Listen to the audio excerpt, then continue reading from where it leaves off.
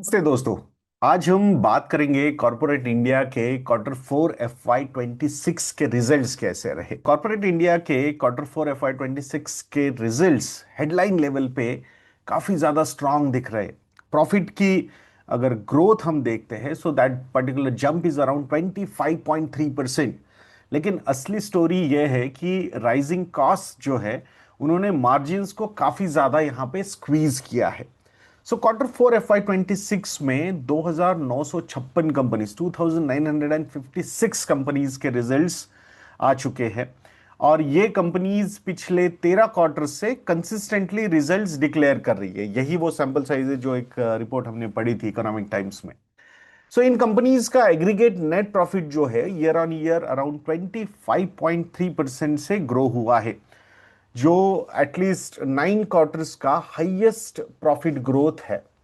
Revenue side पर भी growth काफी डिसेंट रही। कॉर्पोरेट इंडिया के रेवेन्यू की अगर हम बात करते हैं तो 10.8% से रेवेन्यू ग्रोथ रही है Q4 FY26 में, और ये सेकंड कंसेक्यूटिव क्वार्टर है जहां रेवेन्यू ग्रोथ जो है वो लो डबल डिजिट्स में रही। सो कंपैरिजन के लिए पिछले साल का सेम क्वार्टर में रेवेन्यू ग्रोथ वाज अराउंड 7.2%। तो अभी आप बोल रहे होंगे कि lower double digit is it good और बैड? तो compare to the earlier quarters, मतलब लास्ट 9 क्वार्टर्स में लास्ट 2 क्वार्टर्स ही ऐसे थे जहां पे डबल डिजिट रेवेन्यू ग्रोथ दिखी है। और नेट प्रॉफिट की ग्रोथ जो है लास्ट ईयर सेम क्वार्टर में अराउंड 15.2% थी। सो हेडलाइन नंबर्स डेफिनेटली यहाँ पे बेटर लग रहे। लेकिन यहाँ एक इंपॉर्टेंट कैच है जिसको समझना बहुत ज्यादा जरूरी है, क्योंकि आप बोल रहे होंगे यार 10.8% की रेवेन्यू ग्रोथ और 25% का प्रॉफिट ग्रोथ ये कैसे? तो ये इसलिए है, वही वो कैच है कि प्रॉफिट ग्रोथ स्ट्रांग जरूर है बट क्वालिटी ऑफ अर्निंग्स जो है ना वो मिक्स्ड है। क्योंकि प्रॉफिट जंप में जो मेजर सपोर्ट है वो ऑपरेटिंग बिजनेस से नहीं बल्कि डिफर्ड टैक्स एडजस्टमेंट्स की वजह से आ रहा है, एंड उसके साथ साथ कुछ नॉन ऑपरेटिंग आइटम्स भी बहुत सारी कंपनीज में ऐड हुए हैं। So that was the main reason why revenue growth और प्रॉफिट ग्रोथ में आपको इतना ज्यादा डिफरेंस नजर आ रहा है। बट एक चीज अच्छी है कि पॉजिटिव सरप्राइज की अगर हम यहां पे बात करते हैं तो 54% कंपनीज ने पॉजिटिव अर्निंग सरप्राइज दिया है, मतलब जो एस्टिमेट्स थे उससे अच्छे रिजल्ट्स है। अगर यही नंबर ला प्रीवियस क्वार्टर की हम बात करते हैं तो दैट नंबर वाज 46%। तो यहां पे पॉजिटिव अर्निंग सरप्राइजेस जो है ना वो ऑलमोस्ट 8% से बढ़ चुके हैं। अब थोड़ा सा मतलब अच्छी अच्छी बातें भी है और साथ में थोड़ा सा क्रिटिक्स भी हमें प्ले करना होगा। तो मार्जिन पिक्चर को थोड़ा सा देखते हैं। सो ऑपरेटिंग मार्जिन्स जो है, ये जो कंपनीज सारी कंपनीज के जो एक सैंपल एनालिसिस हुआ है, तो ऑपरेटिंग मार्जिन्स यहाँ पे 170 बेसिस पॉइंट से कॉन्ट्रैक्ट हुए हैं, मतलब कम हुए हैं ऑपरेटिंग प्रॉफिट मार्जिन्स। सो अभी ये नंबर है 17.5% का, मतलब earlier this number was 19.2%। So 19.2% से ये operating margins have gone down to 17.5%, यानी 170 बेसिस पॉइंट से कॉन्ट्रैक्ट हुए हैं। और ये लास्ट 12 क्वार्टर्स का लोएस्ट मार्जिन लेवल है। सो आप समझ रहे हैं कि यहाँ पे ऑपरेटिंग प्रॉफिटेबिलिटी जो है, ऑपरेटिंग प्रॉफिट्स जो है, ऑपरेशनल प्रॉफिट जो है वो सबसे ज्यादा मायने रखते हैं। तो जो यहाँ पे नंबर थोड़ा डिसअपॉइंट कर रहा है, that could be one of the reasons why there is some kind of sluggishness. तो ये ऑपरेटिंग प्रॉफिट मार्जिन्स कम क्यों है, इसके पीछे का रीजन समझते हैं। तो एक तो हायर इनपुट कॉस्ट, ये स्पेशली अगर हम बात करते हैं तो कमोडिटी रिलेटेड जो कॉस्ट है वो बहुत ज्यादा बढ़ गए, और ये मार्जिन प्रेशर जो है वो अप्रैल से लेके जून, ये जो अभी क्वार्टर चल रहा है, इसमें भी ये मार्जिन प्रेशर कंटिन्यू हो सकता है। सेक्टर वाइज पिक्चर अगर हम देखते हैं तो काफी मिक्स्ड रही। सो मेटल सेक्टर्स ने काफी स्ट्रांग परफॉर्मेंस दिया। Second sector profits almost double हो गए, बट इसके पीछे एक सबसे बड़ा रीजन ये है कि जेएसडब्ल्यू स्टील को एक वन ऑफ गेन मिला था, और उसी की वजह से पूरा, मतलब जब सेक्टरल एनालिसिस करते हैं तो ये एक वन पर्टिकुलर सेक्टर जिसने, वन पर्टिकुलर कंपनी जिसने पूरे के पूरे सेक्टर के प्रॉफिट्स डबल कर दिए। पावर सेक्टर अर्निंग्स भी स्ट्रांग रही। प्रॉफिट्स का जो ग्रोथ था वो 29% का था, बट यहां पे भी एक डेफर्ड टैक्स रिवर्सल आया है एनटीपीसी के पास, उसकी वजह से ये प्रॉफिटेबिलिटी बहुत ज्यादा ऊपर चली गई। लेकिन अगर हम लॉजिस्टिक्स एंड ट्रांसपोर्टेशन सेक्टर की बात करते हैं तो ये पर्टिकुलर सेक्टर काफी ज्यादा वीक रहा। इस सेक्टर ने लॉसेस रिपोर्ट किए, मेनली हायर फ्यूल कॉस्ट।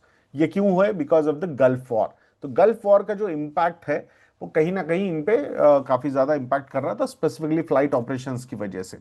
सो FY27 के लिए एक्सपेक्टेशंस है कि कॉर्पोरेट इंडिया की अर्निंग्स ग्रोथ जो है वो डबल डिजिट में रह सकती है compare to the previous year जो सिंगल डिजिट में थी। सो निफ्टी के अर्निंग्स, FY27 की जो अर्निंग्स के ग्रोथ एस्टिमेट्स है, दे आर बिटवीन 12 to 15%। सो अगर हम last year that is FY26 के पूरे साल का अर्निंग्स ग्रोथ देखते हैं, so that particular number was hardly 3%। सो 3% के कंपैरिजन में 12 to 15% ये साल यानी FY27 में निफ्टी के अर्निंग्स हो सकते हैं। तो इसके लिए पॉजिटिव्स क्या क्या है, ये पर्टिकुलर चीज को सपोर्ट करने के लिए गवर्नमेंट का इंफ्रास्ट्रक्चर पे भी जो जो फोकस है, मतलब गवर्नमेंट स्पेंडिंग जो है, ये एक मेन रीजन हो सकता है। पॉलिसी सपोर्ट जिसमें जीएसटी लेड डिमांड जो पुश हुई है, तो वो भी हो सकता है। और इंप्रूविंग अर्निंग साइकिल जो है ओवरऑल, क्योंकि बेस भी काफी ज्यादा इंपैक्ट हो गया था लास्ट ईयर, तो वहां से अगर हम नॉर्मलाइज भी हो जाएंगे तो ये ग्रोथ नंबर्स काफी अट्रैक्टिव नजर आ सकते हैं। बट सिर्फ पॉजिटिव्स नहीं, यहाँ पे कुछ कुछ रिस्क भी है सामने। रिस्क क्या क्या है? एक तो कमोडिटी इन्फ्लेशन, हमें नहीं समझ में आ रहा कि एग्जैक्टली ये जियोपॉलिटिकल अनसर्टेनिटी की वजह से क्रूड ऑयल प्राइसेस कब तक ऊपर रहते हैं, और उसका साइड इफेक्ट जो है वो पेट्रोल, डीजल, एलपीजी। आज भी आप लोगों ने देखा होगा कि एलपीजी के price, commercial LPG prices have gone up. तो इसका डेफिनेटली इम्पैक्ट हमारे इस पे हो सकता है, एक्टिविटी पे हो सकता है। एंड प्लस अगर इंपोर्ट बिल ऊपर रहेगा तो वीकर रूपी ये भी हमारे लिए एक रिस्क साबित हो सकती है। अगर इस पर्टिकुलर रिजल्ट, ये पूरा अगर एनालिसिस को कंक्लूड करना हम चाहे, तो ओवरऑल मैसेज जो है वो काफी सिंपल है। Q4 FY26 के ग्रोथ के नंबर स्ट्रांग है, रेवेन्यू ग्रोथ भी बेटर है, लेकिन मार्जिन प्रेशर को हम इग्नोर नहीं कर सकते हैं। आगे मार्केट को हेडलाइन प्रॉफिट ग्रोथ से ज्यादा ऑपरेटिंग मार्जिन रिकवरी और कॉस्ट कंट्रोल पे फोकस करना होगा। So let's see how these things go on. But ये वाला जो क्वार्टर है, hopefully I think it should be a good quarter, मतलब compare to the last year same quarter अगर हम यहाँ पे बात करते हैं। दैट्स व्हाई ईपीएस ग्रोथ पे आपको नजर रखनी होगी। अगर मार्केट्स ऐसे ही टाइम करेक्शन में चलते रहे, so then valuations can become more and more attractive. We understand that कि global markets, Taiwan, South Korea, even US markets are going a lot, going up a lot. But हाँ ठीक है, US को भी मतलब डाइवर्सिफिकेशन के angle से, मतलब कुछ कंपनीज ही उसको रैली कर रहे हैं। ताइवान और साउथ कोरिया का भी वही सीन है। तो आपको समझना होगा कि कॉन्सेंट्रेटेड बेट्स हमेशा चलती रहेंगी या diversified ones will be better. We are not against global investing, but I think asset allocation उस हिसाब से आपने फॉलो करना चाहिए। So it's we have also even launched our global portfolio. If you want to check what is that portfolio, because it's not only US specific, it's mix of that is truly global portfolio we have made. तो वो subscription अगर आपको लेना है तो you can contact us. आप हमें support chat भी कॉन्टैक्ट कर सकते हो, या फिर हमारे कॉन्टैक्ट डिटेल्स हमारी वेबसाइट investornet.in पे अवेलेबल है। आशा करता हूँ कि ये वीडियो भी आपको इन्फॉर्मेटिव लगा होगा। ऐसे वीडियोस के लिए चैनल पे बने रहिए, वीडियो को लाइक करना, शेयर करना और चैनल को सब्सक्राइब करना बिल्कुल मत भूलना। नेक्स्ट वीडियो में मिलते हैं। जय हिंद।